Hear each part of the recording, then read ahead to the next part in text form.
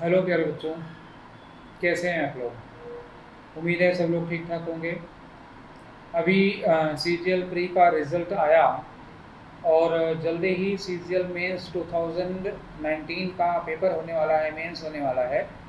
अभी अलग बात है कि 2020 में हो रहा है, लेकिन ये मेंस है तो 2019 का। तो उम्मीद है कि जल्दी ही ये 2019 का CGL मेंस का पेपर कंडक्ट करा लिया जाएगा 2020 में, जितनी भी जल्दी हो सके। थोड़ा माहौल ठीक ठाक हो जाए तो पेपर का सरकार का मूड भी है, SSC का भी मूड भी है, ऐसा लग रहा है सुनकर देखकर। तो हम लोगों का ये प्लान बना कि क्यों ना 2019 में जो पेपर आया था CGL मेंस में, ठीक है ना। पेपर कब हुआ था आप लोगों को बता दें, 11, 12 और 13 सितंबर 2019 को CGL मेंस का पेपर हुआ था। अब आप जानते ही हैं कि मॉर्निंग शिफ्ट में मैथमेटिक्स का होता है और इवनिंग शिफ्ट में 3 बजे से 5 बजे तक क्वेश्चन होते हैं, किसके, इंग्लिश के होते हैं। दो ही चीज़ें आती हैं मेंस में। तो मेंस के 200 क्वेश्चंस इंग्लिश के होते हैं, जो शाम को 3 बजे से 5 बजे के करीब इसी बीच टाइम स्लॉट में होते हैं। तो इंग्लिश का 3 पेपर CGL मेंस का हमारे पास है, 3 दिन हुआ था, 11, 12 और 13 सितंबर को। तो इन तीनों पेपर्स को हमने इकट्ठा किया है और तीनों पेपर्स को सॉल्व कराएंगे, ठीक है ना। तो तीनों पेपर्स में करीब 200 इंटू 3 इक्वल टू 600 क्वेश्चन करीब हो जाएंगे। अब इन 600 क्वेश्चंस में एरर के क्वेश्चन होंगे, इम्प्रूवमेंट के क्वेश्चन होंगे, फेलर के क्वेश्चन होंगे, क्लोज टेस्ट होगा, रीअरेंजमेंट होगा, वोकैब होगी, synonym, antonym, one word substitution, as well as idioms and phrases के क्वेश्चन होंगे। और उसमें पैराग्राफ का जो पैसेज होता है वो भी होगा। तो अब 200 क्वेश्चन एक दिन में करा पाना तो पॉसिबल है, इम्पॉसिबल नहीं है, लेकिन ये बहुत टाइम टेकिंग होगा। और आपको 2 घंटे की करीब वीडियो, अगर आपको 2 घंटे में 200 क्वेश्चन करने को दिया जाता है तो हमें डिस्कशन कराने में जस्ट 2 गुना समय, मान लीजिए 4 घंटे लग जाएगा। तो इसलिए हमने इसको सेगमेंटेड कर रखा है। और हाँ, एक चीज़ आप लोगों से और शेयर करना चाहते हैं, ये पेपर डिस्कस करने में कुछ मैंने अपने मन का सोचा है। तो मैंने जो सोचा है, जो मेरे मन का प्लान है, वो मैं आपसे सोच रहा हूँ कि डिस्कस कराने के पहले शेयर कर लेते हैं। तो मैं जो आपसे शेयर करने चाह रहा हूँ अपनी बात, वो ये है कि मेरे मन में आया, ठीक, ये मेरा निजी मतलब निजी अपनी सोच है, मेरी अपनी अप्रोच है। अब आप लोग ही बताइएगा कि ये मेरी अप्रोच ठीक है या नहीं है, आपको कैसा चाहिए था। ये मेरा सोचना था, मेरा नज़रिया था, मेरी निजी में, ये it was my personal approach कि मैं एरर के क्वेश्चंस इकट्ठा कर लूँ। आपके एग्ज़ाम में जो क्वेश्चन आए हैं वो एरर के इकट्ठा क्वेश्चन नहीं आए हैं, ये पहले आया करते थे 2015-16 में। तो जब ऑफलाइन होता था तो उसमें होता था कि 20 क्वेश्चंस एरर के हो गए, फिर 20 क्वेश्चंस इम्प्रूवमेंट के हो गए, फिर जो वोकैब के होंगे 20 क्वेश्चन वो हो जाएंगे, फिर डायरेक्ट इनडायरेक्ट के करीब 25 क्वेश्चन होंगे, एक्टिव पैसिव के 20 क्वेश्चन होंगे। तो पैसिव वॉइस का क्वेश्चन शुरू हुआ तो फिर 20 क्वेश्चन लगातार पैसिव वॉइस का होगा, ऐसा हुआ करता था। पर अब ऐसा होता नहीं है। एविडेंस है 2019 का जो पेपर हुआ है मेंस वाला, मतलब जब मैं बोल रहा हूँ 2019 का पेपर, तो 19 का नहीं है एक्चुअली, 18 की भर्ती है, 19 में पेपर हुआ था। अगर मेरे मुंह से 19 निकलता है तो आप समझिएगा कि 2018 का जो 2019 में पेपर हुआ था मैं उसी की बात कर रहा हूँ। क्योंकि 2019 का जो प्री हुआ था वो अभी मेंस हुआ नहीं है, वो होने वाला है, वो उसको आप देने जा रहे हैं, ठीक है। तो जो 18 वाला पेपर जो 19 में हुआ था उसका पैटर्न देखने पे ये पता चला कि पहला क्वेश्चन वोकैब का है, दूसरा क्वेश्चन पैसिव वॉइस का है, तीसरा क्वेश्चन एरर का है, चौथा क्वेश्चन पता लगा इडियम फ्रेज आ गया। तो इस तरह से उन्होंने क्रम नहीं मेंटेन किया है, ऑर्डर नहीं मेंटेन किया है। जब जो क्वेश्चन, तो एक तरह से स्प्लिट कर दिया उन्होंने, पूरे 200 क्वेश्चन में 2020 के सेगमेंट को भी स्प्लिट कर दिया, कहीं एक इम्प्रूवमेंट का क्वेश्चन, कहीं एक एरर का क्वेश्चन, कहीं एक एडियम फ्रेज का क्वेश्चन, ऐसे इन्होंने स्प्लिट कर दिया है। तो मैंने क्या सोचा कि जो एक सेट में 20 क्वेश्चन एरर के हैं, वो 20 एरर के क्वेश्चन में इकट्ठा कर दे रहा हूँ। तो 2001 जो 11 सितंबर का पेपर था, 11 सितंबर के पेपर में जो 20 क्वेश्चन एरर के थे वो इकट्ठा कर दिया हूँ। 12 सितंबर का जो 20 क्वेश्चन था वो इकट्ठा कर दिया हूँ। 13 सितंबर का जो 20 क्वेश्चन एरर का था वो इकट्ठा कर दिया हूँ। तो 3 डेज में जो 60 क्वेश्चन एरर के थे वो हमने इकट्ठा करके, मैंने सोचा पहले मैं एरर डिस्कस कर लेता हूँ ऑल 3 डेज के। 20-20-20 क्वेश्चंस को मैं पहले डिस्कस कर लेता हूँ, फिर उसके बाद इम्प्रूवमेंट के 20-20-20 60 क्वेश्चन डिस्कस कर लूँगा। ऐसे ही सेगमेंट वाइज में इन सबको करते हुए चलता हूँ। ये मेरा अपना निजी प्लान था। मैं चाहता तो मैं वो क्वेश्चन जैसे आया था उस तरह से भी कर सकता था, लेकिन मैंने सोचा जब एरर की बात चल रही हो तो एक बार में एक ही साथ में सारे एरर के क्वेश्चंस कर लेते हैं। तो आप लोग मुझे कमेंट करके बताइएगा कि मेरा सोचना कैसा था, आपको अच्छा लगा या नहीं लगा, जो भी है, ठीक है ना। अगर आपको ठीक लगे तो आप बताइएगा मुझे। तो पेपर का नाम वगैरह तो बताने की ज़रूरत नहीं, आपको स्क्रीन पर डिस्प्ले हो ही रहा होगा। CGL tier 2 online exam paper 2018 held on 11 September 2019 और सेगमेंट है एरर का, ठीक है ना। तो एरर का सेगमेंट है, हम लोग आगे बढ़ते हैं एरर के सेगमेंट में। तो आपको दो क्वेश्चन स्क्रीन पर दिखाई दे रहे होंगे, अब देख रहे होंगे। पहला लिखा है क्वेश्चन नंबर 3। तो हमने इसको क्वेश्चन नंबर 3 ही क्यों रखा है, तो आप जान सकते होंगे, जाहिर सी बात है। 1 2 3 4 एंड 1920 तक नहीं किया मैंने। क्वेश्चन का नंबर मैंने वही रखा है जो एग्जाम में क्वेश्चन का नंबर था, इसलिए कि अगर आप चाहें तो क्वेश्चन मान लीजिए आपको मिलाना है या देखना हो तो आपको वो क्वेश्चन नंबर ढूंढने में दिक्कत ना हो। एरर्स हमने उठा ली है, लेकिन क्वेश्चन का नंबर मैंने चेंज नहीं किया है आपकी सुविधा के लिए। तो पहला क्वेश्चन नंबर 3 है, दूसरा क्वेश्चन नंबर 15 है। ऐसे करते करते आपको 20 क्वेश्चन मिल जाएंगे 200 तक जाते जाते, ठीक है ना। तो ये तो हो गई हमारी आपकी बातचीत। अब हम लोग करते हैं अपने काम पर आगे बढ़ते हैं और चलते हैं क्वेश्चन को सॉल्व करते हैं। क्वेश्चन नंबर 3 यानी हमारे डिस्कशन का पहला क्वेश्चन नंबर 3 में देखिए लिखा हुआ है कि why should always we have to wait for her to join us। Error का क्वेश्चन है, 4 सेगमेंट दिए हुए हैं। पहले में दिया है for her to join her, फिर दूसरा लिखा है why should लिखा है, तीसरा है always भी, और चौथा लिखा है have to wait। तो आप यहाँ से टुकड़े टुकड़े करके एरर नहीं पाएंगे। आप हमेशा याद रखिएगा, जब आप सोचेंगे कि हम यहाँ ऑप्शन से ले आएंगे तो ये ऑप्शन से टुकड़े टुकड़े नहीं आएगा बेटा, ठीक है ना। एक सेकेंड रुकिए, हम जरा अपना मार्कर सही कर लेते हैं। आपको बताना है तो ये, हाँ ठीक है, अब हमसे ये बनेगा फतेह। तो ये जो आपको ऐसे मिल जाता है बेटा, ऐसे अगर आप सोचेंगे कि हम एरर कर डालें तो यहाँ से पढ़ के इसको इसको इसको इसको पढ़ के नहीं आप एरर कर पाएंगे। आप एरर को यही, ये जो सेंटेंस लिखा हुआ है ये वाला, इसी से आपको करना होगा, यहीं से ढूंढना पड़ेगा। तो फिर से पढ़ के देखते हैं। लिखा हुआ है why should we always, why interrogative sentence है, स्टार्ट हुआ व्हाई से, शुड लगा, ऑलवेज लगा। तो आप जरा इस ऑलवेज पर गौर करिए। ये ऑलवेज क्या है? ऑलवेज है adverb of frequency. Always, never, often, seldom, sometimes, at times, usually, generally, frequently, ये सब क्या होते हैं? ये होते हैं एडवर्ब ऑफ फ्रीक्वेंसी। अच्छा, प्लेस क्या होता है? एडवर्ब ऑफ फ्रीक्वेंसी का प्लेस क्या होता है? एडवर्ब ऑफ फ्रीक्वेंसी का प्लेस होता है, देखिए सब्जेक्ट होगा, सब्जेक्ट के बाद वर्ब होती है, वर्ब के बाद ऑब्जेक्ट होता है जनरली। और जो एडवर्ब ऑफ फ्रीक्वेंसी लगता है वो एडवर्ब ऑफ फ्रीक्वेंसी कहाँ लगाया जाता है? यहाँ लगाया जाता है। ये क्या होता है? Adverb of frequency. कहाँ होगा? एडवर्ब ऑफ फ्रीक्वेंसी मतलब ऑलवेज, नेवर, सेल्डम, ये सब कहाँ लगना चाहिए? सब्जेक्ट और वर्ब के बीच में लगना चाहिए। सब्जेक्ट और वर्ब के बीच में लगना चाहिए। तो अगर ये हम व्हाई शुड हटाएं तो ये क्वेश्चन क्या होता?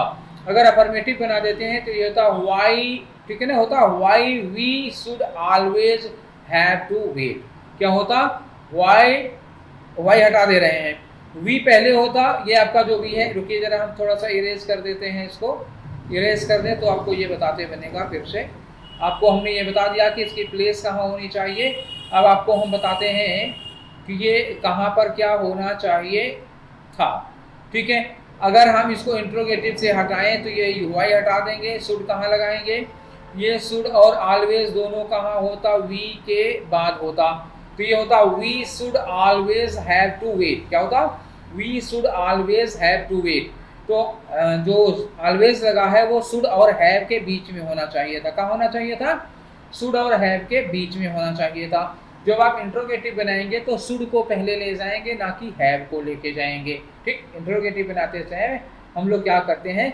We take only helping verb before subject. We should not take adverb of frequency before subject. Interrogative बनाते समय हम एडवर्ब ऑफ फ्रीक्वेंसी को या एडवर्ब को सब्जेक्ट के पहले नहीं ले जाते, केवल हेल्पिंग वर्ब को ले जाते हैं।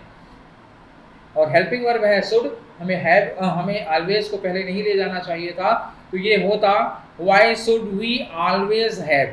जो ऑलवेज की प्लेस है बेटा, ठीक है ना, क्या है, जो ऑलवेज की प्लेस है वो कहाँ होनी चाहिए थी। तो अब ये देखिए कि जो ऑलवेज की प्लेस है वो होनी चाहिए थी वी के बाद, तो वी के बाद होना चाहिए था ऑलवेज। तो हमें ऑलवेज वाली एरर किस में मिल रही है, देखिए ये मिला ऑलवेज वी, तो होना क्या चाहिए था, एक्चुअली होना चाहिए था वी ऑलवेज। ये क्या होता, वी ऑलवेज होता। तो आपका जो एरर पार्ट है वो कौन सा हुआ, 3 हुआ। I believe you have got the point what I wanted to tell you, ठीक है ना, क्लियर। चलिए आते हैं क्वेश्चन नंबर 15 की बात करते हैं। तो क्वेश्चन नंबर 15 मतलब हमारे डिस्कशन का क्वेश्चन नंबर 2। तो क्वेश्चन नंबर 15 में लिखा है सी इज अ ग्रेट कुक। देखिए यहाँ पे क्या लिखा हुआ, इज लिखा हुआ है, सी इज अ ग्रेट कुक, ये वो एक बहुत अच्छी कुक, बहुत बड़ी महान कुक है।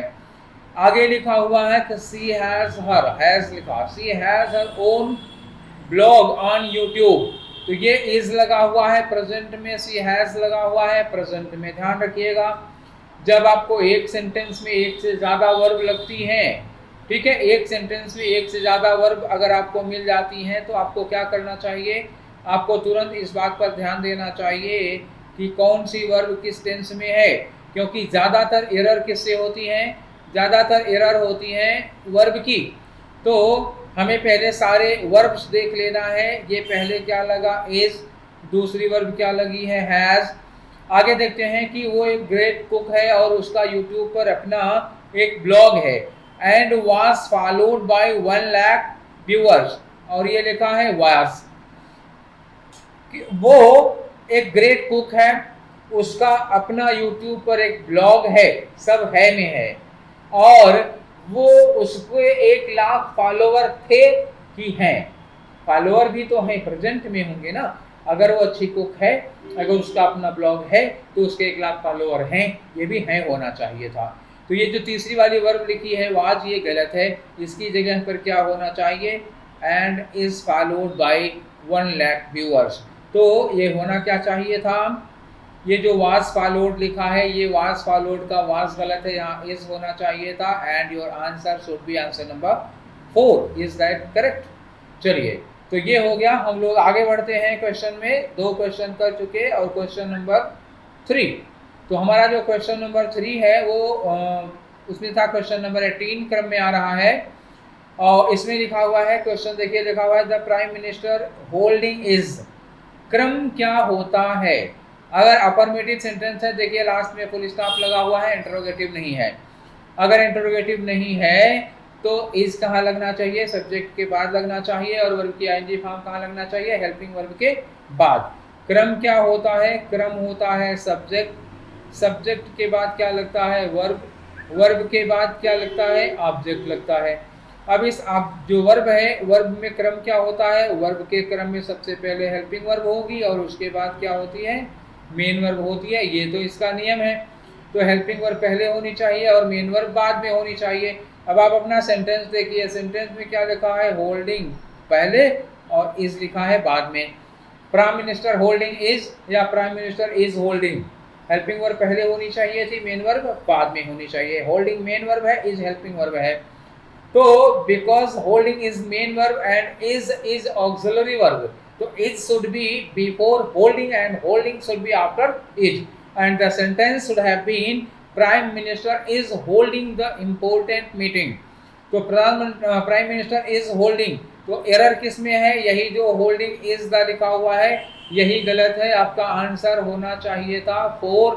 एरर किस पार्ट में है, 4 में है, तो वही मिल गया, हम फिर आगे नहीं बढ़े इसलिए। चलिए क्वेश्चन नंबर 29 देखते हैं, हमारा क्वेश्चन नंबर 4। क्वेश्चन नंबर 29 में लिखा हुआ है कि last evening my friend tells me, last evening my friend tells me the funny joke that I have ever heard. देखिए यहाँ दैट के बाद सेंटेंस के 2 टुकड़े हो जा रहे हैं।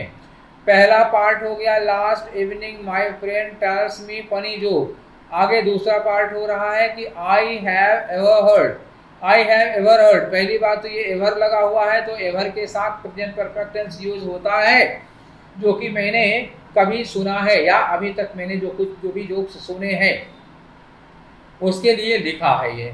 तो ये आज कोई बात, जैसे मैं आज कहूँ कि मुझे पता चला है, ठीक, जैसे मैं ये कहूँ कि मुझे पता चला है कि कल तुम एक पार्टी में गए। अब बताओ, कल तुम एक पार्टी में गए हो कि गए थे? उसका काम कल का है ना, जो तुम्हारा काम है, यू का काम है, वो कब हुआ? कल। मैंने क्या कहा कि कल तुम पार्टी में गए, तो कल तुम पार्टी में गए ना, कल का कार्य बीत गया तो वो थे में होगा। कल तुम पार्टी में गए थे तो ये पास्ट में हो जाएगा। मुझे पता चला है तो हो सकता है ये बात मुझे आज पता चली। तो जब मैं ये कहूँगा मुझे पता चला है तो वो तो प्रेजेंट में पता चला ना, वो मुझे अभी पता चला है। तो अभी पता चला है, ये काम आज हुआ तो ये प्रेजेंट में होगा। लेकिन जो काम तुमने कल किया था, तुम्हारा काम कल का है, तो वो पास्ट में होना चाहिए। ठीक वही बात यही है यहाँ पर हो रही है कि दैट के बाद लिखा आई हैव एवर हर्ड, ये तो प्रेजेंट में है, ये मुझे पता चला। अब लास्ट इवनिंग, ये वाला जो पार्ट देखिए, लिखा है लास्ट इवनिंग। अगर लिखा हो लास्ट इवनिंग, चलिए पहले वाले पार्ट पे, जो पहले वाले पार्ट का टेंस है, हम लोग उस टेंस को कर लेते हैं, सेंटेंस को। तो ये मैं ज़रा डिलीट कर देता हूँ तो आपको साफ साफ ये दिखाई दे। ठीक है, तो ये साफ साफ दिखाई दे, इसलिए आते हैं हम लोग, देखते हैं कि यहाँ लिखा पहले वाले पार्ट में लास्ट इवनिंग, ठीक है, नहीं दैट के बाद वाला करेक्ट है, इधर वाले में हमें कोई दिक्कत नहीं है। लास्ट इवनिंग टाइम दी है, लास्ट इवनिंग कल की बात है। माई फ्रेंड टेल्स मी, अब ये माई फ्रेंड का जो एक्शन है वो किस में है बेटा? प्रेजेंट में। टेल्स वर्ब में एस लगा हुआ है, जिसका मतलब ये क्या हुआ? प्रेजेंट इंडेफिनिट हुई। टेल्स का मतलब क्या हुआ? वर्ब में एस लगा हुआ है, और ये क्या होता है? प्रेजेंट इंडेफिनिट में होता है। अच्छा, टेल्स प्रेजेंट इंडेफिनिट में है और उसने कार्य कब किया था? कार्य उसने किया है लास्ट इवनिंग। कल का काम प्रेजेंट इंडेफिनिट में कैसे हो सकता है? तो that should have been in past indefinite. तो यही जो टेल्स लिखा है, इस टेल्स की जगह पर एक्चुअली होना क्या चाहिए था? ये होना चाहिए था टोल्ड, मेरे बच्चे। तो ये टोल्ड होना चाहिए। तो अब हमको एरर किस में ढूंढनी पड़ेगी? जिस वाले सेक्शन में टेल्स लिखा होगा वही गलत है। और ये देखिए टेल्स लिखा हुआ है सेक्शन 3 में, and your option should be option number 3, correct. चलिए आगे बढ़ते हैं। तो आगे बढ़ते हैं, हमारा अगला क्वेश्चन है, अब वहाँ पे था क्वेश्चन नंबर 53, क्या है? क्वेश्चन नंबर 53, और हमारा क्वेश्चन नंबर हम भूल गए किस नंबर पे आ गए हैं। तो हमारा जो क्वेश्चन नंबर है उस पे आते हैं। तो सोच रहा हूँ क्वेश्चन आपका थोड़ा सा नीचे कर दूँ, नहीं हो पा रहा है, चलिए कोई बात नहीं है, ठीक है। तो आइए क्वेश्चन नंबर 53 देखते हैं। और क्वेश्चन नंबर 53 में लिखा हुआ है कि the birth of a girl bring. तो पहली बात तो ये देखिए कि मेन वर्ब हमारी क्या है? मेन वर्ब है हमारी ब्रिंग। देखिए BRING, ब्रिंग मेन वर्ब है, और इसका सब्जेक्ट क्या है? The birth. ये गर्ल नहीं, बर्थ ऑफ। जब ऑफ लगा होता है, ऑफ से या किसी प्रीपोजिशन से दो नाउन जुड़े होंगे तो सब्जेक्ट कौन होगा? हमेशा पहले वाला होगा। तो सब्जेक्ट इसका कौन है? इसका सब्जेक्ट है बर्थ। अब बर्थ की वर्ब क्या है? ब्रिंग है। तो पहली बात तो ये है कि बर्थ चूंकि एब्स्ट्रैक्ट नाउन है, ये सिंगुलर है, तो ब्रिंग जो है वो गलत है। अगर ये प्रेजेंट इंडेफिनिट में होती भी तो वर्ब में एस लगना चाहिए था, ब्रिंग्स लगना चाहिए था। लेकिन ये प्रेजेंट इंडेफिनिट में भी होगी नहीं है। एक्चुअली हमें आपको बता लेने दीजिए कि ये ब्रिंग्स क्यों नहीं होगी। चलिए आपको कनेक्शन मैंने दिखा दिया। अब सेंटेंस पढ़िए, the birth of a girl bring great joy to Neha's family. ये किसी परिवार की बात है। तो जनरल सेंस में ये सेंटेंस नहीं है। ऐसा नहीं कहा जा रहा है कि दुनिया में हर किसी के घर ऐसा होता है। तो ये सेंटेंस यूनिवर्सल ट्रूथ नहीं है। नेहा के घर पर ऐसा हुआ, तो नेहा के घर पर ऐसा हुआ, तो ये सेंटेंस इंडिविजुअल है, स्पेसिफिक है, जनरल सेंस में नहीं है। दूसरी बात ये है कि नेहा के घर पर खुशियाँ लाया या लाता है किसी लड़की का जन्म, तो क्या ये रूटीन है उनके घर का? क्या उनके घर का हैबिचुअल ट्रूथ है, या उनके घर का ये संस्कार है? ऐसा हमेशा होता है या किसी एक बार हुआ? सेंटेंस पर फिर गौर करिए। कह रहे हैं कि एक बच्ची का जन्म नेहा के घर में खुशियाँ लाता है या खुशियाँ लाया। सोचिएगा आप लोग, सेंटेंस पर जरा गौर करिए। सेंस पर आप गौर कर लेंगे तभी आपका एरर करेक्ट होगा। एक बच्ची का जन्म नेहा के घर में खुशियाँ लाता है या एक बच्ची का जन्म नेहा के घर में खुशियाँ लाया। तो ये घटना एक बार की है या आए दिन ये घटना घटा करती है। तो एक बच्ची का जन्म आए दिन नहीं, हर हफ्ते नहीं होगा, हर दिन नहीं होगा, हर महीने नहीं होगा, ठीक है। अच्छा, वैसे भी कहा एक बच्ची का जन्म, एक बच्ची का जन्म, तो ये घटना एक बार की है। घर में किसी व्यक्ति के एक बच्ची पैदा हुई और उसी घटना को इन्होंने रिप्रेजेंट किया, तो ये एक बार की घटना है। और चूंकि वन टाइम इवेंट है, तो वन टाइम इवेंट हमेशा क्या होगा, कार्य कंप्लीटेड में आएगा, तो प्रेजेंट परफेक्ट में या फिर पास्ट इंडेफिनिट में होना चाहिए।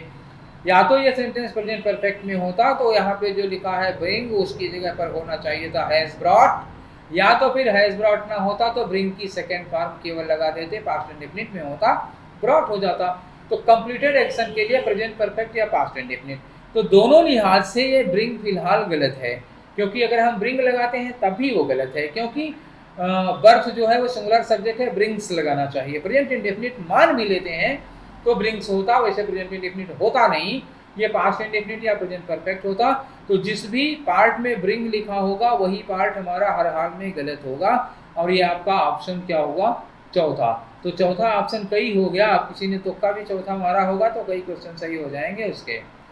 चलिए नेक्स्ट क्वेश्चन की ओर बढ़ते हैं। नेक्स्ट क्वेश्चन लिखा है कि this summer I have met down a lot of interesting people. This summer का मतलब इस गर्मी की बात हो रही है। आई हैव मेट डाउन, तो आई हैव के साथ देखिए वर्ब की थर्ड फॉर्म मेट लिखा है और डाउन लिखा है। अ lot of interesting people, people countable noun है, प्लूरल है। अ लॉट ऑफ आप लगा तो सकते हैं, नंबर के लिए भी लगा सकते हैं और क्वांटिटी के लिए भी लगा सकते हैं, ये गलत सही हो गया। तो अ लॉट ऑफ चूंकि नंबर और क्वांटिटी दोनों को डिनोट करता है, पीपल प्लूरल काउंटेबल नाउन है, ठीक है, सही है। और दिस समर प्रेजेंट में है, तो और यहाँ हैव लगा हुआ है, ये कॉम्बिनेशन भी सही है, दिस का और हैव का कॉम्बिनेशन सही है। तो फिर इसका मतलब हुआ कि हमें गलती कहाँ मिलेगी, कहीं यही मेट डाउन में मिलेगी। मेट डाउन में मिलेगी, तो ये बताइए जब हम किसी से मुलाकात करते हैं तो केवल मीट लगाते हैं या मीट डाउन लगाते हैं। तो आपको यही पता तो है ही कि खैर मीट के लिए हम मिलने के लिए, मुलाकात के लिए मीट लगाते हैं, लेकिन मीट डाउन कब लगाते हैं। अगर आप मीट के साथ डाउन लगा दे रहे हैं तो इसकी मीनिंग में क्या चेंज आ जाएगा ये बता देते हैं। मान लीजिए कि आप थर्ड फ्लोर पे रहते हैं, कोई आपसे मिलने के लिए आया, थर्ड फ्लोर से आप नीचे उतर के आते हैं, तो जब आप थर्ड फ्लोर से नीचे उतर के आएंगे, नीचे ग्राउंड फ्लोर पर किसी से मिलते हैं, तो आपको वो सेंटेंस कहा जाएगा आई मीट डाउन। क्यों, आप उतर के आए हैं मिलने के लिए। जब ऊपर से थर्ड क्लास सेकेंड फ्लोर से उतर के आप नीचे मिलने आते हैं किसी से, तब आपको कहा जाता है, आपको कहना चाहिए मीट डाउन। लेकिन यहाँ तो कह रहे हैं कि इस गर्मी में मैं कई इंटरेस्टिंग लोगों से मिला, तो फिर यहाँ उतर के नीचे आए हैं मिलने के लिए, ये सेंस तो नहीं आ रहा है, इसलिए मीट के बाद डाउन लगाना गलत है। तो हमारा कौन सा ऑप्शन सही होना चाहिए, फिर हमारा होगा आई हैव मेट डाउन में ये डाउन नहीं लगाना चाहिए था, केवल आई हैव मेट लगा देते तो ये आंसर सही हो जाता। अब आपका ऑप्शन क्या हुआ, ऑप्शन नंबर 2, ठीक है, should have been the correct option. चलिए हम लोग आगे बढ़ते हैं, इतने क्वेश्चन कर लिए। अब आगे बढ़ते हैं, क्वेश्चन नंबर 64 यहाँ दिखा रहा है। अब हमें ये नंबर नहीं याद है कि हम कौन सा क्वेश्चन करा रहे हैं, ये क्वेश्चन नंबर 64 पेपर का है। आइए बढ़ते हैं, लिखा हुआ है आई वोंट बी। तो पहली बात तो आप वोंट को फैला के देख लीजिए, क्योंकि टेंस में कम्बिनेशन करना पड़ता है हमें। तो won't is equal to what, won't, तो won't is equal to will not. पहली बात तो ये आप समझिए, ये वोंट क्या है, विल नॉट है। तो आई वोंट बी हियर, देखिए हियर दिखा दिया इन्होंने कि मैं यहाँ नहीं हूँगा नेक्स्ट वीक, अर्थात जब आप नेक्स्ट वीक की बात करेंगे तो यहाँ विल नॉट तो करेक्ट हो गया। मैं यहाँ अगले सप्ताह नहीं रहूँगा, ये लिखा इन्होंने एज का मतलब क्या हुआ, एज मैंने बिकॉज हो गया। कारण बता रहे हैं क्योंकि मैं यहाँ अगले सप्ताह नहीं रहूँगा, क्योंकि I am going to Mumbai, क्योंकि मैं मुंबई जा रहा हूँ, इनका फ्यूचर का प्लान है। तो नियर फ्यूचर में कोई प्लान होता है तो प्रेजेंट कंटिन्यूअस में रिप्रेजेंट कर सकते हैं, ये भी करेक्ट हुआ। अभी तक हमें कोई एरर नहीं मिली है।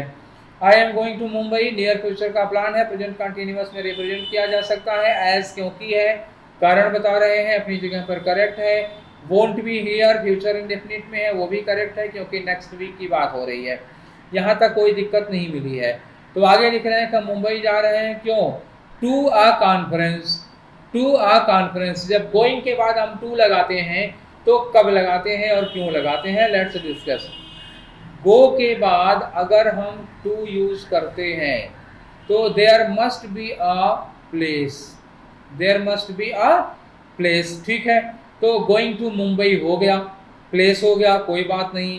फिर लगाया इन्होंने टू, तो फिर जब टू लगाएंगे तो यहाँ क्या होना चाहिए, कोई वर्ब की फर्स्ट फॉर्म होनी चाहिए। क्या बताएगा वो, पर्पज। जैसे हम कहते हैं कि हम बाजार जा रहे हैं कुछ सामान खरीदने, तो I am going to market, क्यों जा रहे हैं, टू परचेज वेजिटेबल, ऐसे हो सकता है। To buy some necessary thing, to buy some medicine, ऐसे भी कह सकते हैं। बाजार जा रहे हैं तो गोइंग के बाद जो टू लगा उसके बाद प्लेस लगाया, यहाँ तो करेक्ट है। फिर टू लगाया तो आपको एक्शन बताना चाहिए आप क्यों जा रहे हैं। जबकि यहाँ सेंटेंस में लिखा है अ कॉन्फ्रेंस, अ कॉन्फ्रेंस क्या हो गया, कॉन्फ्रेंस वर्ब नहीं है, नाउन है। अब टू के बाद वर्ब की फर्स्ट फॉर्म लगानी चाहिए थी।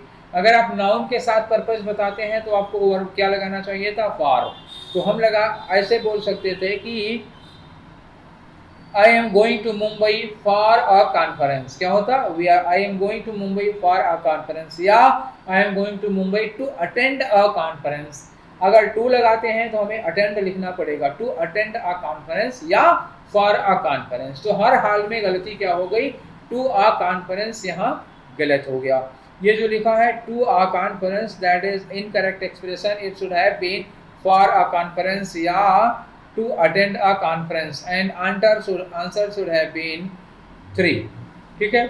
तो आते हैं हम लोग क्वेश्चन नंबर 70, आपके एग्जाम का क्वेश्चन था। लिखा है I am really bored of this movie. तो बोर के बाद ऑफ लगाते हैं हम जिस चीज़ से ऊब जाते हैं। अब कौन कौन से फ्रेज हैं, कौन कौन से एक्सप्रेशन है जब हम ऊबने के लिए आप लगाते हैं। तो आप थोड़ी देर के लिए उन चीज़ों को बोलिए। आप पहले ऐसे ही सोचिए, जब आप किसी चीज़ से ऊब जाते हैं, मेंटली की बात हो रही है, फिजिकली की नहीं। जब आप किसी चीज़ से मेंटली ऊब जाते हैं तो क्या प्रीपोजिशन यूज करते हैं, टायर्ड के बाद ऑफ लगाते हैं, सिक के बाद क्या लगाते हैं, of. I am tired of this thing, I am sick of this thing, I am bored of this thing. तो tired of, sick of, bored of. तो टायर्ड के बाद भी ऑफ, सिक के बाद भी ऑफ, और बोर के बाद भी ऑफ लगाते हैं जिस चीज़ से हम ऊब गए हैं। तो फिलहाल एक गुंजाइश नज़र आ रही थी एरर की, तो यहाँ पे एरर की कोई गुंजाइश नहीं है, ये वाला पर्सन क्या है, ओके है। तो I am really bored of this movie, यहाँ तक करेक्ट है, मतलब इस वाले पार्ट में कोई दिक्कत नहीं है। आगे लिखा है कि when was it and, when was it and. अब यहाँ कहा इन्होंने आई एम रियली बोर्ड, मैं ऊब गया हूँ, आई एम बोर्ड, मैं ऊब गया हूँ। तो मूवी का खत्म होना पास्ट में होगा कि फ्यूचर में होगा। आप कब सोचें यार मैं इससे ऊब गया हूँ, ये कब खत्म होगा, ऐसे बोलेंगे ना, मैं ऊब गया हूँ, ये कब खत्म होगा या कब खत्म हुआ। जब खत्म हो गया तो ऊबे कैसे, ऊबे अगर प्रेजेंट में है, आप ऊब रहे हैं प्रेजेंट में, तो मूवी खत्म होने का इंतजार कब आप करेंगे, फ्यूचर में सोच रहे ना, न जाने कब खत्म होगी, ऊब गया हूँ इस मूवी से, न जाने कब खत्म होगी, ठीक है ना, न जाने कब खत्म होगी, तो फ्यूचर में जाएंगे। जब आप फ्यूचर में जाएंगे तो व्हेन वाज इट एंड होगा, या फिर आप करेंगे when will it and, when will it and. तो व्हेन के साथ वाज वाला जो ये पार्ट है, व्हेन वाज इट एंड, यहाँ वाज की जगह लगना चाहिए था व्हेन विल, और आपका ऑप्शन जो होगा वो होना चाहिए था 4। क्लियर। चलिए हम लोग आगे बढ़ते हैं। तो आगे बढ़ते हैं, क्वेश्चन हमारा नेक्स्ट है, ये देखिए क्वेश्चन नंबर 71 लिखा है I am going to the airport. मैंने बताया था कि गोइंग के साथ, गो के साथ टू लगता है तो प्लेस आता है, एयरपोर्ट लगा है, यहाँ कोई दिक्कत नहीं। आई के साथ एम लगा है, प्रेजेंट कंटिन्यूअस, गोइंग वर्ब की आईएनजी फॉर्म है, तो इस पार्ट के स्ट्रक्चर में कोई प्रॉब्लम नहीं है। आगे देखते हैं, आगे लिखा है कि to receives my friend, to purpose दिया, अभी थोड़ी देर पहले वाले में आया था कि I am going to Mumbai to a conference. तो मैंने कहा था I am going to Mumbai, ठीक है, टू के बाद वर्ब की फर्स्ट फॉर्म आनी चाहिए थी, क्यों जा रहे हैं पर्पस बताना था। तो यहाँ लिखा I am going to airport, ये तक तो ठीक हो गया। एयरपोर्ट क्यों जा रहे हैं, ये टू से बताना था। तो क्या क्यों जा रहे हैं एयरपोर्ट, टू रिसीव, अपने दोस्त को रिसीव करने के लिए। तो यहाँ पर्पस इन्होंने लगाया तो, लेकिन बात गड़बड़ क्या कर दी, टू के साथ हमेशा क्या लगती है, वर्ब की फर्स्ट फॉर्म लगती है। वर्ब में अगर एस या एस लगा देंगे आप तो गलत हो जाएगा। तो टू के बाद क्या लगता है, वर्ब की फर्स्ट फॉर्म लगती है तो टू के साथ वर्ब की फर्स्ट फॉर्म लगनी चाहिए था, और रिसीव में क्या लिखा है, रिसीव्स लिखा है, रिसीव्स लिखा है, वर्ब में एस लगा दिया, that means receives is incorrect with two. तो होना क्या चाहिए था यहाँ पर, जो तीसरा वाला ऑप्शन दिया है टू रिसीव्स, ये गलत है। तो इन्फिनिटिव में टू के साथ हमेशा वर्ब की फर्स्ट फॉर्म आती है, वर्ब में एस या आईएनजी फॉर्म या सेकेंड फॉर्म या थर्ड फॉर्म टू के बाद कभी नहीं लगती है। हाँ, there are some rare cases when to is followed by verb की आईएनजी फॉर्म। तो वो कुछ केसेस हैं, 20-25 केसेस हैं, वो जब मैं रेगुलर क्लासेस ग्रामर के लेने लगूंगा और इन्फिनिटिव एंड फाइनाइट्स पढ़ाऊंगा तब बताऊंगा कि वो कौन सी केसेस हैं जब टू के बाद वर्ब की आईएनजी फॉर्म लगती है। ठीक है ना। तो चलिए अभी तो हम लोग बढ़ते हैं क्वेश्चन नंबर 84 पर। आप यहाँ पे यही रूल लग रहा था कि टू के बाद वर्ब की फर्स्ट फॉर्म लगानी है, वर्ब में एस नहीं लगाना है। वर्ब में एस सिर्फ एक कंडीशन में होती है, प्रेजेंट इंडेफिनिट में सिंगुलर सब्जेक्ट के साथ वर्ब लगाई जाती है बस, अदरवाइज वर्ब में एस कभी नहीं लगता। तो आते हैं क्वेश्चन नंबर 84 पर। क्वेश्चन नंबर 84 में लिखा है does an English examination begin eight 10 o'clock। देखिए ये डज लगाया इन्होंने, ठीक है। एन इंग्लिश एग्जामिनेशन लिखा, तो पहली बात एग्जामिनेशन अनकाउंटेबल नाउन है, एब्स्ट्रैक्ट नाउन है, ठीक है ना। एग्जामिनेशन अनकाउंटेबल नाउन है, एब्स्ट्रैक्ट नाउन है, एक प्रोसीजर होता है, कोई थिंग नहीं है जिसको आप गिन सकते हैं। तो एग्जामिनेशन के पहले एन नहीं आना चाहिए, पहली बात। अच्छा, दूसरी बात क्या हुआ कि does an exam English examination begin eight 10 o'clock। Begin ये वर्ब की, देखिए यहाँ पे डज लगा हुआ है इसलिए यहाँ पे वर्ब की फर्स्ट फॉर्म करेक्ट है। एट 10 o'clock, तो 10 o'clock क्लॉक टाइम है, इसके पहले एट लगता है, ये भी अपनी जगह पर करेक्ट है। तो इंग्लिश एग्जामिनेशन में कोई गलती नहीं है, और बिगिन वर्ब की फर्स्ट फॉर्म में यहाँ कोई गलती नहीं है, एट में कोई गलती नहीं है, 10 o'clock में कोई गलती नहीं है, क्योंकि point of time clock 10 o'clock point of time है, उसके पहले एट ही लगता है, ठीक है। अब बात आई तो गलती है कहाँ, ये जो डज एन इंग्लिश एग्जामिनेशन है, अब आप इसके सेंस में चलिए। सेंटेंस किस में दिया हुआ है, सेंटेंस दिया हुआ है बच्चा प्रेजेंट इंडेफिनिट में। सेंटेंस किस में दिया हुआ है, प्रेजेंट इंडेफिनिट में। अब आपको ये देखना है कि क्या यहाँ पर प्रेजेंट इंडेफिनिट का यूज किया जाना सुटेबल है या नहीं। तो प्रेजेंट इंडेफिनिट कब यूज किया जाता है, what are the conditions when present indefinite is used. तो पहली कंडीशन क्या होती है, अगर हम यूनिवर्सल ट्रुथ की कोई बात करते हैं तो प्रेजेंट इंडेफिनिट लगाते हैं। अगर हम प्रेजेंट में किसी की हैबिट की बात करते हैं तो प्रेजेंट इंडेफिनिट लगाते हैं। अगर कुछ कल्चरल फैक्ट की बात करते हैं या ट्रेडिशनल फैक्ट की बात करते हैं तब लगाते हैं। या फिर सोसाइटी का कोई फेस्टिवल वगैरह इस तरह की बात करते हैं, जैसे हम कहते हैं कि मान लीजिए हम ये कहते हैं कि दिवाली में हम दिए जलाते हैं, तो ये हमारा ट्रेडिशन है, हमारी परंपरा है, प्रेजेंट इंडेफिनिट लगाएंगे। या फिर किसी व्यक्ति की रोज़ की आदत होती है, यूजुअली हम ये काम करते हैं, तो पर्सन की आदत के लिए कब कब लगा, पर्सन की अपनी हैबिट के लिए, रूटीन के लिए। हैबिट हुआ, रूटीन हुआ, ट्रेडिशन हुआ, कस्टमरी स्टेटमेंट हो गया, यूनिवर्सल ट्रूथ हो गया, एडियम्स हो गए, मुहावरे हो गए, इन सब के लिए हम लोग प्रेजेंट इंडेफिनिट का प्रयोग करते हैं। तो अब ये देखते हैं कि क्या ये सेंटेंस इस दायरे में आ रहा है या नहीं आ रहा है। तो अगर इस दायरे में सेंटेंस आ रहा है तो इसकी मीनिंग क्या होगी, इसकी मीनिंग होगी कि does an English examination begin eight 10 o'clock।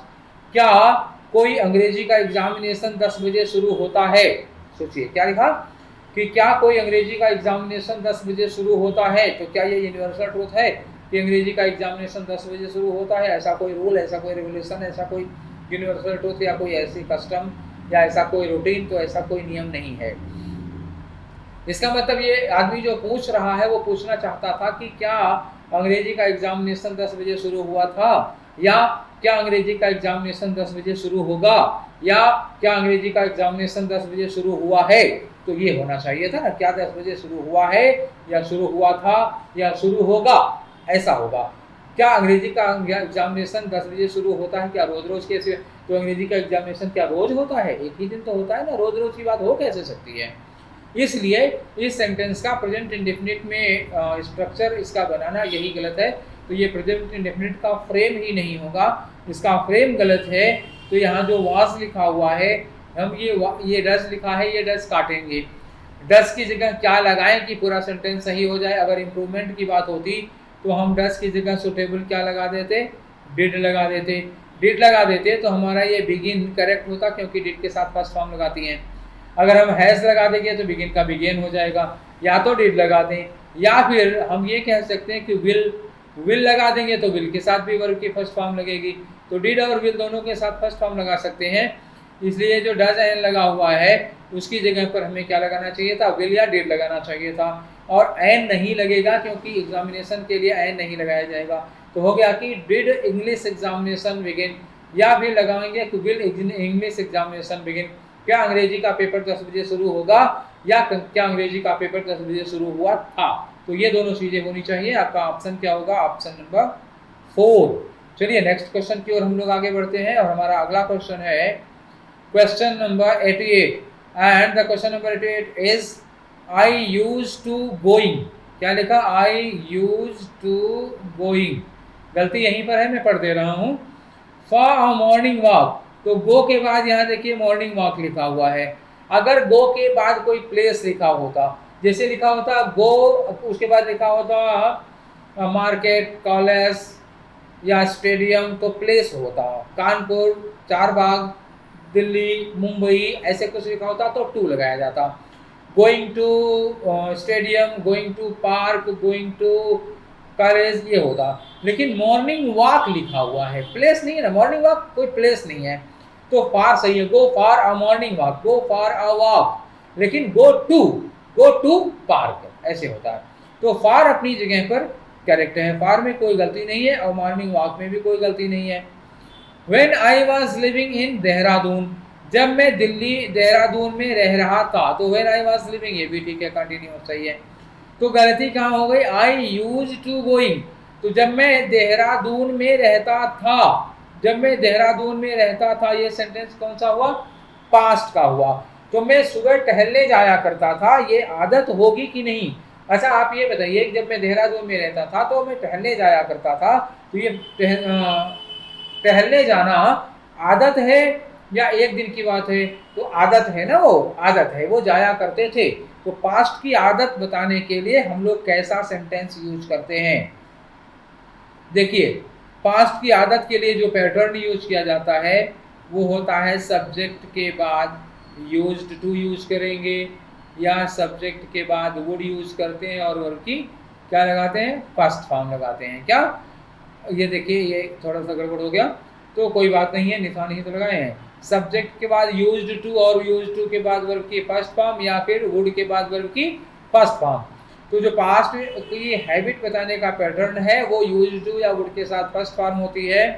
और हमारा जो सेंटेंस यहाँ पे लिखा हुआ है वो आई यूज्ड टू गोइंग लिखा है बच्चा। ये जो यूज्ड टू गोइंग है, that should have been used to go. I use to go तब होगा कि हम जाया करते थे, तब हमारी आदत सो होगी। देहरादून में रहते थे तो मेरी आदत थी सुबह टहलने जाने की, तो आप टहलने की आदत शो करना चाहते हैं तो आप कहेंगे कि आई यूज टू गो या आई वुड गो, ऐसे आप यूज करेंगे। ठीक है, तो गलत क्या होगा?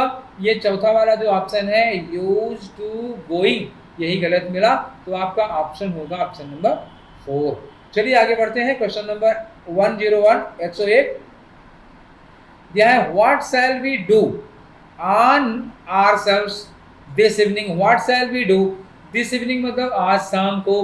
मान लीजिए दोपहर में हम प्लान बना रहे हैं, दोपहर के समय, और हम पूछें कि शाम को हम लोग क्या कर रहे हैं, तो हम लोग शाम को क्या करेंगे, तो ये तो फ्यूचर में हम बोलेंगे ना। दोपहर में अगर शाम की प्लान बनाएंगे तो हम कहेंगे व्हाट शैल वी डू, हम क्या करेंगे। अच्छा, शैल भी सही लगा हुआ है, शैल किसके लिए लगा है? वी के लिए लगा हुआ, वी के लिए शैल लगता है, ठीक है, यहाँ तो कोई दिक्कत नहीं है। और शैल के साथ वर्ब की फर्स्ट फॉर्म डू लगी है, ये भी ठीक है। अच्छा, लिखा है on ourselves this evening, this evening लगा दिया तो दिस के साथ कोई प्रीपोजिशन भी नहीं लगा है, ये भी ठीक है। लेकिन ये ऑन किसके लिए लगा है? What should we do, what shall we do. अब मान लीजिए हम ये कह रहे हैं कि हम क्या करेंगे, तो हम यही करेंगे कि I should do with my self, तो क्या कहेंगे? I should do with my self, मैं खुद के साथ ये काम करूंगा। तो जब सब्जेक्ट और ऑब्जेक्ट एक ही होता है, मान लीजिए यहाँ लिखा कि वी, फिर हमने लिखा शैल, फिर लिखा डू, फिर हम लिखे कि वी शैल डू अस, तो जिसके साथ हम कोई काम करेंगे उसके साथ क्या लगाते हैं? क्या लगाते हैं? विद लगाते हैं। What shall we do with us, तो जब चूंकि वी और अस दोनों एक ही हैं, वी और अस जब एक ही होते हैं, जब सब्जेक्ट और ऑब्जेक्ट एक ही होता है, तो ऑब्जेक्ट की जगह रिफ्लेक्सिव प्रोनाउन लगता है, तो इसके लिए क्या लग जाता है? आवरसेल्व्स लग जाता है। तो आवरसेल्व्स तो ठीक ही है, लिए जो आन लगा हुआ है वही आन गलत है, आन की जगह क्या होना चाहिए, विद होना चाहिए था। इसलिए इस सेंटेंस में जो गलती है वो जो ऑन आवरसेल्व्स लिखा है वो ऑन आवरसेल्व्स ना होकर के क्या होना चाहिए था, विद आवरसेल्व्स होना चाहिए था। ठीक है, तो आपके क्वेश्चन नंबर 101 101 का जो सही आंसर है वो होना चाहिए था 2। ठीक है, चलिए हम लोग आगे बढ़ते हैं। तो आगे हमारे सामने जो क्वेश्चन आ रहा है वो क्वेश्चन है 111 क्वेश्चन नंबर 111। ठीक है ना, तिकड़ी है, 3 टिकट महाविकट, लेकिन यहाँ देख लेते हैं कितने महाविकट हैं ये। ठीक है, हमको आपको मिलकर के इन 3 टिकट महाविकट से निपटना है। इंस्टेड ऑफ, तो आप जानते ही हैं कि इंस्टेड के बाद ऑफ लगता ही है। ठीक है, कोई बात नहीं है। Instead of studying in home, चलिए मिल तो गया लेकिन अभी बताएंगे नहीं। इंस्टेड के बाद ऑफ लगता है, स्टडीइंग ऑफ लगा तो वर्ब की आईएनजी फॉर्म लगेगी। इंस्टेड के बाद ऑफ लगता है, करेक्ट है, और ऑफ के बाद वर्ब आएगी तो आईएनजी फॉर्म लगेगी, ये भी ठीक है। अब ये देखना है कि ये इंस्टेड ऑफ सही है या यहाँ इंस्पाइट ऑफ होना चाहिए था, 2 डाउट हैं। आगे बढ़ के देखते हैं कि इन होम ये है, उसके बाद आके लिखा हुआ I went to my friends house, I के बाद वेंट लिखा, वर्ब की सेकेंड फॉर्म लगी, टू जगह का लिखा है, माई फ्रेंड्स हाउस लिखा हुआ है, इसके पहले टू लगा दिया, तो ये वाला फ्रेम भी करेक्ट है। और इंस्टेड ऑफ मतलब क्या हुआ, घर पे पढ़ने के बजाय, तो इंस्टेड ऑफ का मतलब हुआ के बजाय, ऑप्शन के लिए लगा हुआ, तो ये भी ठीक हुआ। इंस्टेड ऑफ स्टडीइंग, ये फ्रेम भी सही है। तो हमारे पास जितने भी फ्रेम हैं, जो भी फ्रेजेस बन के आ रहे हैं, चलिए तो आपको थोड़ा और क्लियर कर देते हैं, इसको हम इरेज कर देते हैं, इरेज करके बताते हैं। ठीक है, तो थोड़ी सुविधा हो जाए आपको, फ्रेम्स क्लियर देखें। ठीक है, चलिए अब आपको हम फ्रेम्स क्लियर दिखाते हैं। तो पहला फ्रेम है इंस्टेड ऑफ स्टडीइंग, दूसरा फ्रेम है इन होम, तीसरा है I went to my friends house. 3 phrase हो गए। I went to my friends home house, ये तो क्लॉज हो गया पूरा का पूरा। तो अब देखते हैं कि पहला वाला फ्रेम करेक्ट है, दूसरा और तीसरा वाला फ्रेम करेक्ट है, तो इन होम में कहीं कोई गलती है। तो बेटा ये इन होम नहीं होता, घर के लिए जो प्रीपोजिशन यूज किया जाता है वो क्या होता है, एट होम होता है। क्या होगा, ये एट होम होगा। अब मन ही मन में वो एट होम दावत वाला मत सोचिएगा, एक एट होम होता है ना शादी वादी के बाद, एट होम एक रिसेप्शन होता है, तो जिसमें वो पूड़ी पनीर और ये सब भी खाने को मिल जाता है। तो ये एट होम पूड़ी पनीर वाला नहीं है, शादी के बाद वाला नहीं है, ये एट होम प्लेस के लिए है। घर पर पढ़ने के बजाय मैं दोस्त के घर चला गया, वो वाला एट होम है। ठीक है ना, आई स्टे एट होम, छुट्टी का दिन है एट होम, तो वो वाला एट होम दावत वाला नहीं है। ठीक है, तो मुंह बंद करके पढ़िएगा, नहीं तो लाल टपक सकती है, मोबाइल ख़राब हो जाएगा। तो ये एट होम गलती कहाँ होगी, इन होम गलत एक्सप्रेशन था, ये पहला वाला नहीं होना चाहिए। आपका ऑप्शन क्या होगा, option number 1। Is that clear? ठीक है, चलिए बढ़ते हैं। क्लियर हो गया तो क्वेश्चन नंबर 121 121। तो इसमें कहा है कि he likes to put all the garbage into a black small bag. तो पहली बात जो ही लाइक्स को देख लेते हैं, देखिए ही के बाद लाइक्स वर्ब की फर्स्ट फॉर्म में एस लगा है। अच्छा, सेंटेंस पहले देख लेते हैं आदत का है या नहीं है। देखिए डायरेक्ट मैं आपको एरर नहीं पकड़ा दूंगा कि ये लोगों मैं ये कोई जादू का मतलब मुस्तफ़ा कमाल पासा या गोगिया पासा की तरह मन से एक जादू का डंडा घुमाओ और कहूँ ये छू मंतर और ये एरर आपको दिखाई दे गई, तो वो छू मंतर से एरर नहीं दिखाऊंगा। सेंटेंस के पैटर्न्स जो हैं, इन पैटर्न्स में आपको एरर ढूंढना सिखाता हूँ। तो पहला जो पैटर्न है वो फ्रेम है ही लाइक्स। अच्छा, पहले सेंटेंस लिखा हुआ कि he likes to put all the garbage into black small bag. He likes मतलब वो पसंद करता है, to put all the garbage सारा घर का कूड़ा कचरा, इनटू ब्लैक स्मॉल बैग एक काले रंग की छोटी सी बैग में घर का सारा कुछ कूड़ा कचरा डाल देना उसे अच्छा लगता है, वो पसंद करता है।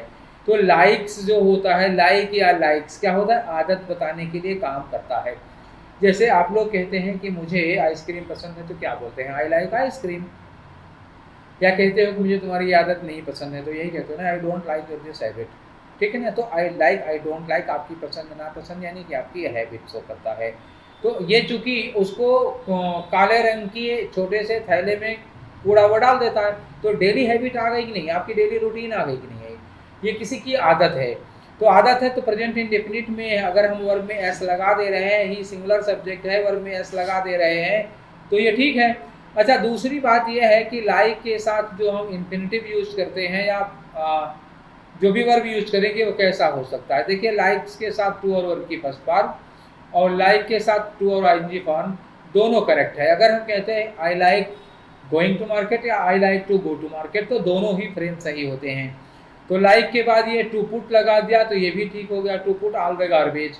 अच्छा, जब बैग में अब ये लिखा हुआ ना अ स्मॉल बैग, तो बैग में जब कूड़ा डाला जाएगा तो बाहर से अंदर की ओर मोशन होगा, ये क्या हो गया, बैग हो गया, इसमें हम कूड़ा डाल रहे हैं तो क्या लगाएंगे, इनटू लगाएंगे। तो इनटू जो प्रीपोजिशन लगा है ये भी तो अपनी जगह पर सही है, यानी कि फ्रेम यहाँ तक एकदम सही है, कोई गलती नहीं है। तो इसका मतलब कि इसमें जो कुछ भी गलती होगी वो कहाँ गलत मिल रहा है, या तो फिर अ स्मॉल बैग में गलती है या तो इस सेंटेंस में क्या होगा, नो एरर होगा। तो नो एरर का बच्चा कोई ऑप्शन है नहीं, ठीक है ना। अब ऑप्शन देख लीजिए, पहले एक नो एरर का ऑप्शन होता था, अब कोई ऑप्शन चारों में से कोई नो एरर का ऑप्शन है नहीं, मतलब एरर तो आपको ढूंढनी ही पड़ेगी। और यहाँ तक के फ्रेम में कोई गलती नहीं है तो गलत कुछ कहाँ मिलेगी, ये मिलेगा अ स्मॉल बैग में। अब यहाँ हम लोग क्या करते हैं, देखते हैं कि जैसे ये लिखा है ब्लैक और ये क्या लिखा है, स्मॉल। ब्लैक और स्मॉल लिखा है तो ब्लैक क्या हो गया बच्चा, ब्लैक है कलर, और स्मॉल क्या है, स्मॉल है साइज। अगर दो एडजेक्टिव लगे हों कलर और साइज तो फिर इनका क्रम क्या होना चाहिए, चलिए आते हैं देख लेते हैं। तो इनके क्रम जो होता है वो होता है, सबसे पहले डी लगता है, डी मतलब क्या होगा, डिटर्मिनर। उसके बाद लगती है क्यू, क्यू का मतलब क्या हुआ, क्वालिटी।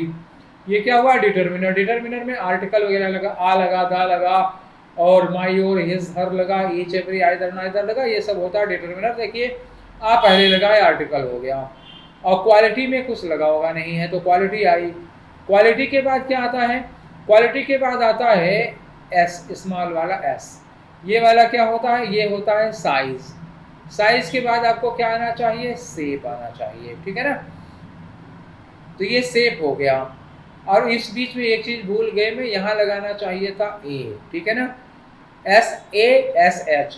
तो ये जो ए लगा हुआ है ये ए किसके लिए आता है, एज के लिए आता है, मतलब एज बतानी पड़ेगी, नया पुराना ऐसे कुछ लगाना होगा। तो पहले क्या लगाना होगा आपको, साइज लगाना होगा, मतलब स्मॉल बिग ये सब आएगा, उसके बाद आप साइज एज लगाएंगे, न्यू ओल्ड इस तरह का, और फिर शेप लगाएंगे, ओवल रेक्टेंगुलर ट्रायंगुलर ये सब लगाएंगे। उसके बाद आप लिख लीजिए कॉम। तो कॉम का मतलब क्या हुआ, COM, ये होता है कलर आएगा, उसके बाद आएगा ओरिजिन। तो ओरिजिन क्या हो गया, इंडियन, चाइनीज और कनाडियन, जापानीज ये सब आ जाएगा। और एम में क्या आ जाएगा, मटेरियल आ जाएगा, वुडन, लेदर, ये सारी चीज़ें आ जाएंगी। तो हमें मिला है क्या, हमारे एडजेक्टिव में कलर मिला और साइज मिली। तो कलर और साइज में जो हमारा क्रम है वो क्या है, डी है, क्यू है, एस है, ए है, SH है, C है, O है और M है। तो कलर हमेशा बाद में लगाया जाएगा और साइज पहले। देखिए साइज पहले है, कलर बाद में है। साइज पहले कलर बाद में है, तो ये जो लिखा है ब्लैक स्मॉल, तो स्मॉल पहले लगना चाहिए था, ब्लैक बाद में लगना चाहिए था। एक्सप्रेशन होना चाहिए था a small black bag, a small black bag. तो आपका आंसर क्या होगा चाहिए, ये जो चौथे नंबर पे लिखा है कि ब्लैक स्मॉल बैग, यही गलत है। आपका आंसर होना चाहिए था 4। क्लियर। चलिए हम लोग आगे बढ़ते हैं, ठीक है।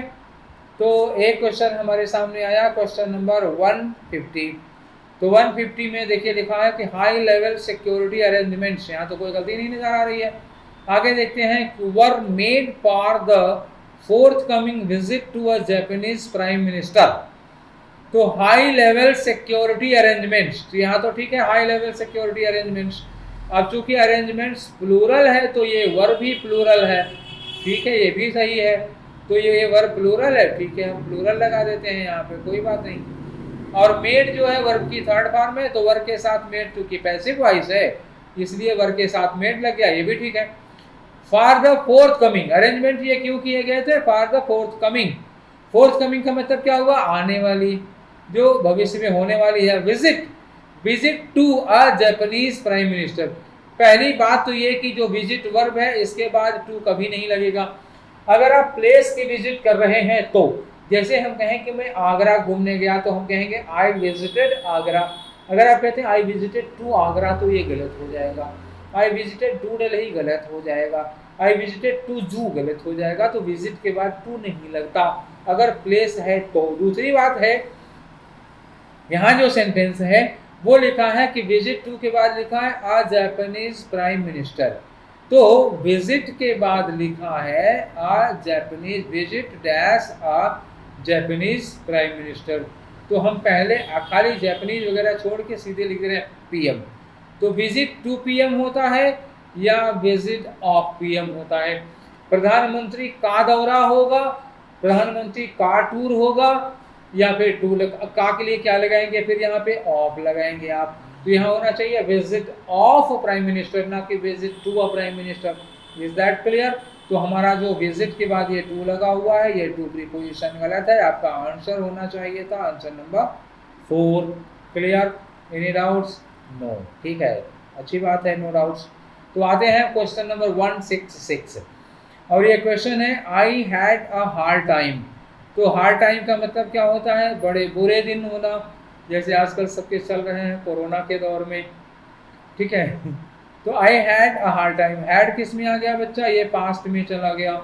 तो ये वर्ब की सेकंड फॉर्म है, परफेक्ट ना सोचिएगा, हैड के बाद वर्ब की थर्ड फॉर्म नहीं है, हैड पास्ट इंडेफिनिट है। I had a hard time, बड़ा बुरा दिन था।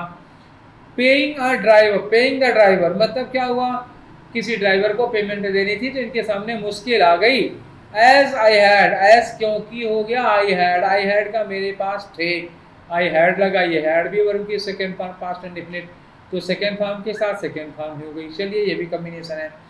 ओनली 100 रुपी नोट, ये क्या लिखा? Only 100 rupee note. ठीक है ना? तो सिचुएशन समझ में आई। जो राइटर है, राइटर कह रहा है कि मेरे सामने बड़ी समस्या आई ड्राइवर को पेमेंट देने में, क्योंकि मेरे पास 100 रुपए की ही नोट्स थे। अब 100 रुपए की एक नोट रही होती तो हम क्या लिखना चाहिए था इनको? आ, और के बाद क्या लिखना चाहिए? नोट। अच्छा, अब यहाँ इन्होंने नोट्स लिखा। अच्छा, नोट्स तो नहीं लिखा है, कोई बात नहीं है। तो अगर नोट लिखा तो आ लगाना चाहिए था। ठीक, तो ये गलती होगी। जैसे मान लो हम यहाँ लिखते 100 रुपी नोट, तो ये हो जाता। नहीं तो अगर यहाँ आ ना लगाते तो हम मान लीजिए 3 है मेरे पास, तो हम लिख देते 300 फिर रुपी फिर लिख देते नोट्स। ठीक है ना? तो अगर यहाँ 3 लिखे होते तो यहाँ नोट्स लिखते। लेकिन जब नोट्स लिखते हैं तो कभी रुपी नहीं लगाते, रुपीज नहीं लगाते हैं। ठीक, ये बात आप ध्यान रखिएगा। चलिए इस बात को मैं और क्लियर कर देता हूँ आपको।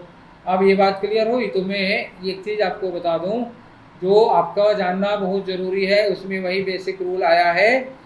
देखिए, अगर केवल रुपी लिखा हो और अगर आपके साथ रुपी के साथ नोट्स लिखा हो, नोट या नोट्स, इससे कोई मतलब नहीं। तो अगर नोट या नोट्स लिखा हो तो आप रुपीज नहीं लिखेंगे। अगर रुपी के बाद नोट्स नहीं लिखा है तब ये रुपीज होगा। जैसे आप 100 लिखते हैं तो 100 रुपीज लिखेंगे, लेकिन अगर 100 रुपीज ऐसे लिखने के बाद नोट्स लिखते हैं, अगर आप नोट्स लिखते हैं तो रुपीज नहीं लिखेंगे। क्लियर ना? तो नोट लिखा हो तो रुपीज नहीं लिखा जाएगा। तो ये बात हुई जब यहाँ नोट लिखा था। ठीक है, मैं आपको इरेज करके दिखाता हूँ। ये तो जब यहाँ पर नोट लिखा हुआ था, देखिए ये नोट लिखा हुआ है, तो इसके पहले ये जो हंड्रेड्स लिखा हुआ है, ये हंड्रेड्स नहीं होना चाहिए था। रुपी तो ठीक लिखा, हंड्रेड्स नहीं लिखना चाहिए था। क्या लिखना चाहिए था? 100 रुपी नोट्स। क्या होता? 100 रुपी नोट्स, मतलब 100 के ही नोट्स इनके पास थे। या 100 रुपी नोट, 100 में एस नहीं लगाना चाहिए था। ठीक है ना? 100 में 1000 में एस नहीं लगाना चाहिए था। क्लियर? तो एरर कहाँ होगी इनकी? एरर होगी यही जो इन्होंने लिखा है, ओनली 100 रुपी नोट। तो यही वाला आपका ऑप्शन क्या होना चाहिए था? ऑप्शन होना चाहिए था 2। चलिए है तो हम लोग क्वेश्चन पढ़ते हैं आगे, और हमारा अगला क्वेश्चन है क्वेश्चन नंबर 173 173 पे लिखा I had to go to the doctor. I had to, देखिए हैड के बाद अगर टू लगा है और वर्ब की फर्स्ट फॉर्म लगी है तो इसका मतलब ये काम मजबूरी में करना पड़ा। हैड टू का मतलब हुआ ये काम करना पड़ा। तो I had to go to the doctor, मुझे डॉक्टर के पास जाना पड़ा, मजबूरी थी। क्या मजबूरी थी? आगे लिखा इन्होंने बिकॉज, कारण बता रहे हैं। आई was not bear the pain in my tooth, दांत में दर्द हो रहा था और बर्दाश्त नहीं कर पा रहे थे। I was not bear, bear क्या है? वर्ब की फर्स्ट फॉर्म है, तो वाज के साथ कभी वर्ब की फर्स्ट फॉर्म नहीं लगती। आप ये समझ लीजिए is am are was verb, इनके साथ या तो वर्ब की थर्ड फॉर्म लगेगी या फिर वर्ब की आईएनजी फॉर्म लगेगी, फर्स्ट फॉर्म नहीं लगती। तो ये वर्ब जो बियर लिखा है वर्ब की फर्स्ट फॉर्म है, वाज के साथ नहीं लग सकती। अच्छा आ जाइए, तो फिर गलती किस में है? बियर में है या वाज में है? गलत तो यही हुआ, वाज नॉट बियर। ऑप्शन तो आपका मिल गया यहाँ वाज नॉट बियर, ठीक है ना। आपको ये नंबर 4 गलत हो गया, वर्ब की फॉर्म से ही वो करेक्ट हो गया।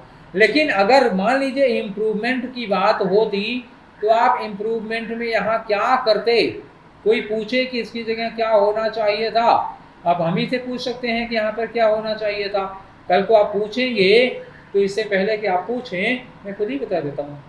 तो वाज नॉट बियर की जगह क्या होगा भैया? जब दांत में बहुत तेज दर्द हो रहा था तो हमें क्या कहना चाहिए था? आई कुड नॉट बियर, बर्दाश्त नहीं कर पा रहे थे तो आई कुड नॉट बियर, या I was not able to bear, क्या होगा? आई कुड नॉट बियर या I was not able to bear. Was लगाएंगे तो वाज नॉट एबल टू लगाना पड़ेगा, या तो आई कुड नॉट बियर लगा दीजिए। तो ये होता है इसका सही करेक्शन। तो वाज नॉट के साथ बियर गलत है, आपका आंसर होता 4। चलिए हम लोग बढ़ते हैं। क्वेश्चन नंबर 176 लिखा है to write a poem I need a pen. Poem लिखने के लिए मुझे क्या जरूरत थी? एक पेन की जरूरत थी, एक डायरी की जरूरत थी, and also the quite place. अब इस द की जगह भी आ ही लगाइए भैया। जब पेन के पहले आ लगाए हो, डायरी के पहले आ लगाए हो, तो क्वाइट प्लेस के पहले भी क्या लगाते? आ लगाना चाहते। काहे भेदभाव कर रहे हैं? दो के पहले आ, तीसरे के पहले दा, क्यों? क्या चाहिए था? एक पेन, एक डायरी और एक शांतपूर्ण जगह है, एक शांत जगह है। तो ये जो प्लेस के पहले दा लगा है वो गलत था, वहां भी आ लगना चाहिए था। और आपका जो आंसर होगा वो कौन सा होगा? 3 एंड आल्सो के बाद जो दा लगा है ये आ होना चाहिए था। आपका आंसर हुआ 3। Let's proceed to the next. और हमारा अगला क्वेश्चन है 183 लिखा है I don't like movies who has an unhappy ending. I don't like, I के साथ डोंट लाइक लिखा इन्होंने, मूवीज लिखा, इस फ्रेम में कोई गलती नहीं है बच्चा, आप भी बोलते हैं आई डोंट लाइक दिस। आगे लिखा हु, तो हु रिलेटिव प्रोनाउन है, ठीक है। हु रिलेटिव प्रोनाउन किसके लिए लगता है? हु लगता है बच्चा केवल ह्यूमन बीइंग के लिए, नॉन लिविंग और थिंग्स के लिए और एनिमल्स के लिए नहीं लगता। तो ये हु के पहले जो मूवीज लिखा हुआ है इसलिए यहाँ हु ना लग करके क्या लगना चाहिए था? विच लगना चाहिए था, या फिर क्या लगना चाहिए था? दैट। तो हु और विच लगाना यहाँ गलत है, मूवीज नॉन लिविंग है, हु लिविंग के लिए लगता है। आपका ऑप्शन कौन सा हुआ? हैज गलत, हु गलत हुआ और हैज भी नहीं होगा। हैज की जगह क्या होना चाहिए था? हैव। सब्जेक्ट वर्ब एग्रीमेंट का मामला है, क्योंकि मूवीज प्लूरल है तो मूवीज के बाद क्या लगाना था? Movies which have. क्या होता? मूवीज विच हैव, इसलिए यहाँ होना चाहिए था। और आपका पहला ऑप्शन यहाँ इसका आंसर होगा आंसर नंबर 1। तो आते हैं क्वेश्चन नंबर 188 पर। लिखा है it takes me 1 hour to get to work in the morning in week day. It takes me, देखिए इट के बाद टेक वर्ब में एस लगा हुआ है, रोज रोज की बात है। मुझे काम पर पहुंचने में 1 आवर लगता है, एक घंटा लगता है। टू गेट, टू के साथ वर्ब की first form, to work verb की फर्स्ट फॉर्म, ठीक है। टू गेट टू वर्क मतलब पहुंचने में, काम पर। इन the morning, in the morning का भी फ्रेज सही है। इट टेक्स मी ये भी सही है, प्रेजेंट इंडेफिनिट। रोज की आदत है, इनको रोज 1 घंटा लगता है काम पर पहुंचने में, सुबह सुबह। आगे लिखा है इन इन week day, in week day, in week day गलत है, तो ये लगाना चाहिए था इन एवरी वीक या एवरी डे इन वीक, सप्ताह में प्रतिदिन। क्या लगाना था, मुझे ऑफिस पहुंचने में, मुझे काम पर पहुंचने में सुबह 1 घंटा लगता है प्रतिदिन, तो प्रतिदिन लगाने के लिए आप क्या करेंगे, every day in the week. क्या लगाना था, every day in the week. ये जो लिखा इन वीक डे वो एक्सप्रेशन गलत है, इन वीक डे गलत है, आपका आंसर होगा 1। क्या होना चाहिए था, 1 होना चाहिए था, ठीक है ना। Every day in week, in week day नहीं होगा, ये कोई एक्सप्रेशन नहीं बनता। चलिए अगला क्वेश्चन देखते हैं हम लोग। तो क्वेश्चन तो खत्म हो गए, हमको लगा और भी है, लेकिन उसके बाद तो आ गया फिर ऐसे आपका वही क्वेश्चन नंबर 200 है, क्वेश्चन है तो क्वेश्चन नंबर 200। चलिए आपको, हाँ ठीक है।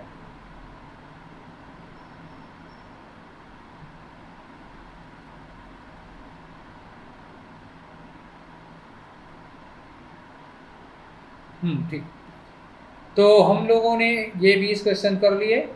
कल हम लोग करेंगे 12 सितंबर को जो पेपर हुआ था उसके 20 क्वेश्चन एरर के।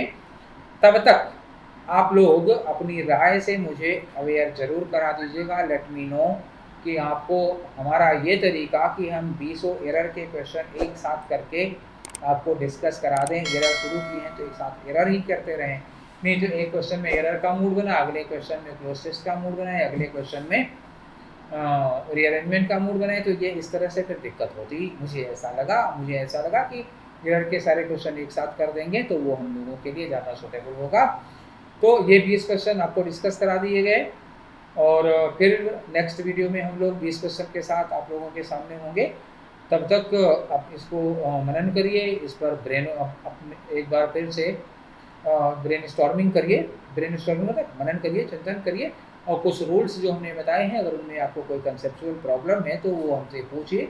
फिर अगले जब डिस्कशन कराएंगे तो आपके जो क्वेश्चंस होंगे, जो कंसेप्चुअल क्वेश्चन होंगे, उनको मैं रीडिस्कस कर दूंगा, और रीडिस्कस करने के बाद फिर मैं अगला टॉपिक उठाऊंगा, अगला डिस्कशन कराऊंगा।